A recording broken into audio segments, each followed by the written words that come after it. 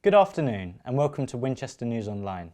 My name is Rhys Huggett and coming up today, King Charles has been diagnosed with cancer, a local man runs an ultra-endurance marathon, and our reporter Izzy Paul tells the story of a local artist.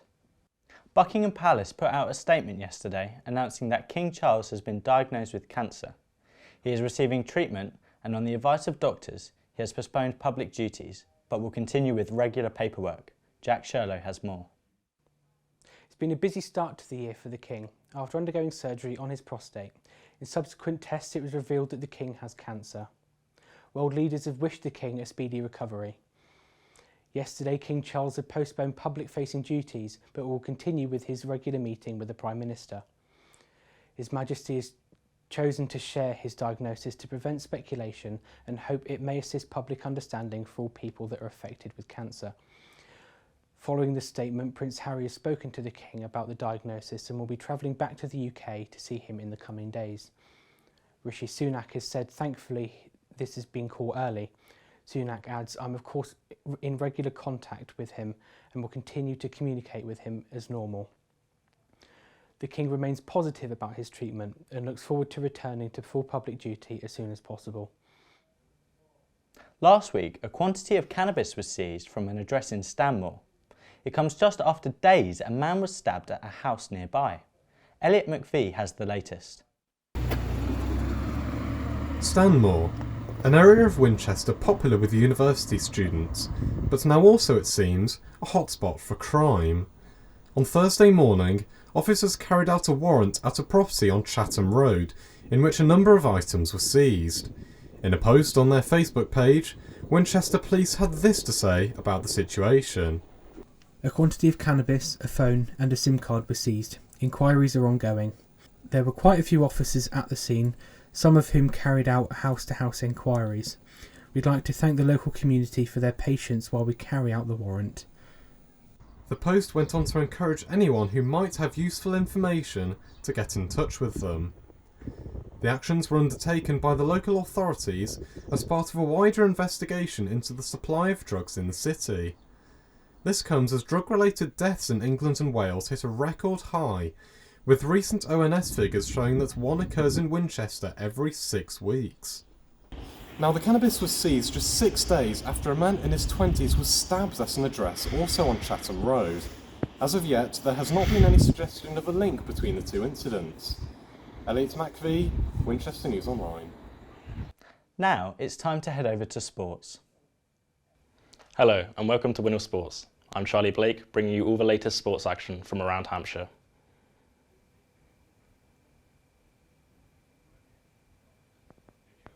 Winchester City FC were looking to build on consecutive victories after a winless winter period.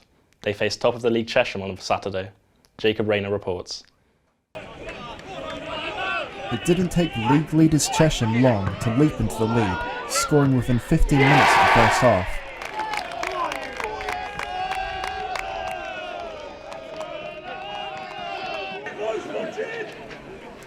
Winchester came closest to equalising just before half-time, with an open header colliding with the crossbar.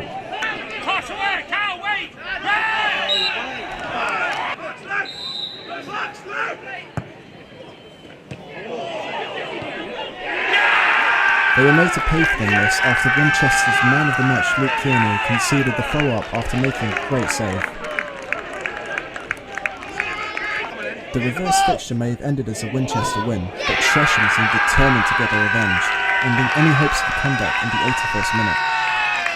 Yeah, we were beaten by a good team today. They were, they're top of the league for a reason, and they've done a really good job on us. And we found it difficult, but they got a very deserved victory. I'm sure they'll go on and win the league. I think they're the best team in the league. So a bit unfortunate from that perspective, but beaten by a good team. Chesham came here as favourites today against Winchester and lived up to their name, beating them 3-0. Winchester will hope to take the positives into the next game against Swindon Supermarines, where they will need a positive result. Jacob Rayner, WINOL News.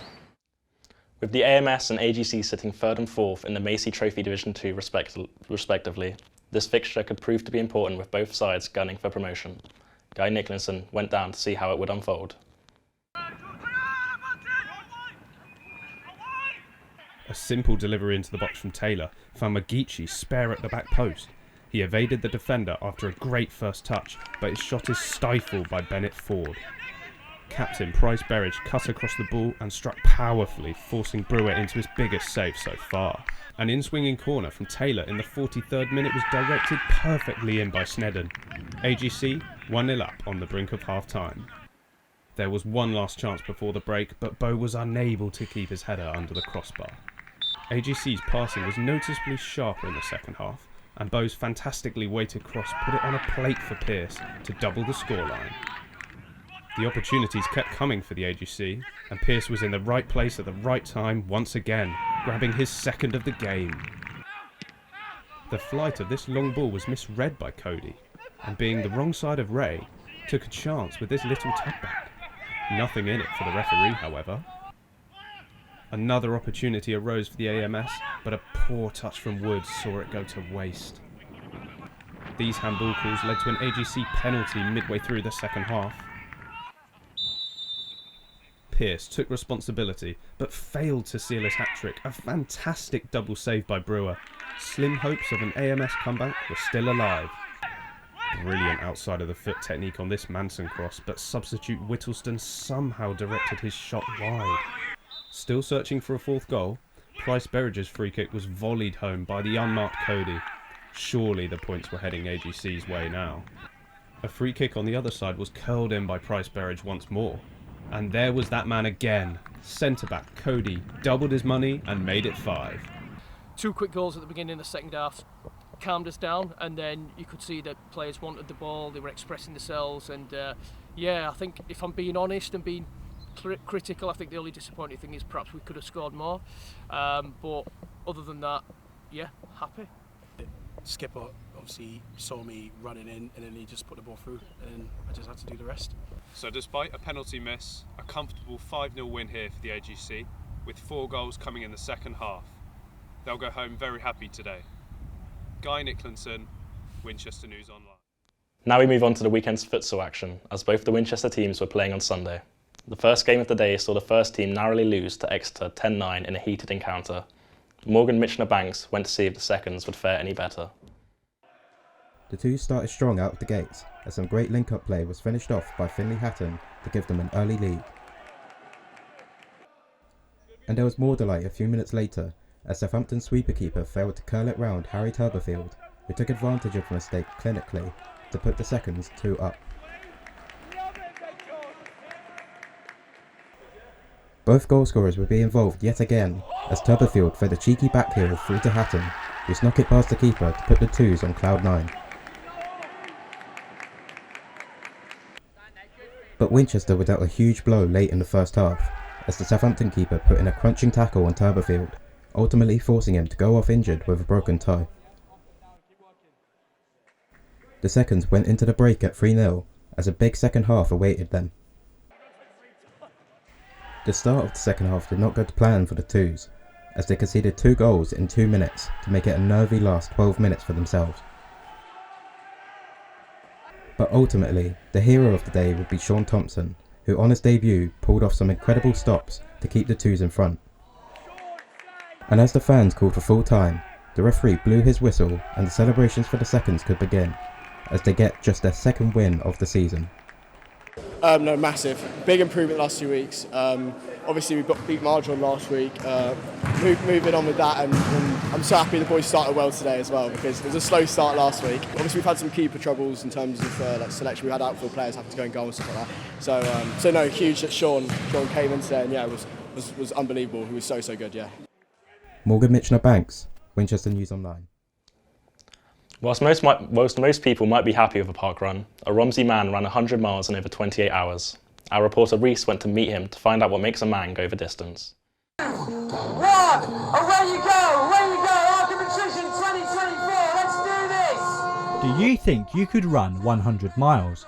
Well, Stuart Webster from Romsey did, and he took part in the Arc of Attrition race in Cornwall. So, how did he do it? It's really down to good training and a fair amount of mental fortitude and just believing you can do it. I think if you stand on the start line and you're not convinced you're going to finish, then you probably won't. The Arc of Attrition is an ultramarathon endurance race around the stunning and dramatic Cornish coast. What keeps Stuart going through such a gruelling event? There's kind of a thing in running that says you have to have a why, because when it gets hard, and for me, I've got family. My daughter is quite ill and has been for a long time. She has disabilities, and she's certainly a motivation for me when it gets really horrible. After taking just over 28 hours to complete this demanding trial, what's next for this ultra athlete? So this is really just a stepping stone to see how far I can run and what the distance is that stops me. Stuart plans to compete in a race called the Spine, a 268-mile event from Derbyshire all the way up to Scotland. One of the longest and demanding competitions in the UK. Rhys Huggett, Winchester News Online. That's all the sport we have time for today. Back to Rhys in the studio.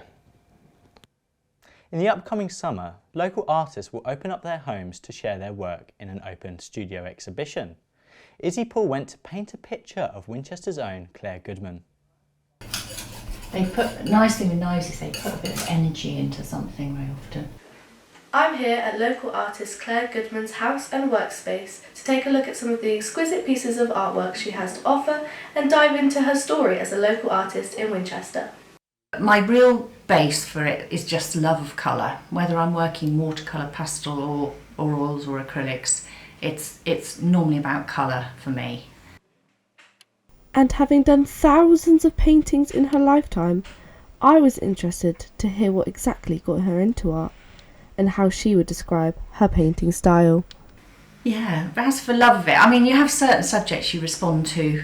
I'll always be more landscape than anything else. Obviously, I've taught portrait and I've done life drawing, done a lot of life work, figure work and all that sort of thing, and I painted animals, but landscape and seascape, you know, my absolute first loves and the thing that I just go to. She welcomes everyone in Winchester and the local area to come take a look at her impressionist art and beautiful collection. Izzy Paul, Winchester News On. That's all we have time for this week. Thank you for watching and see you next time.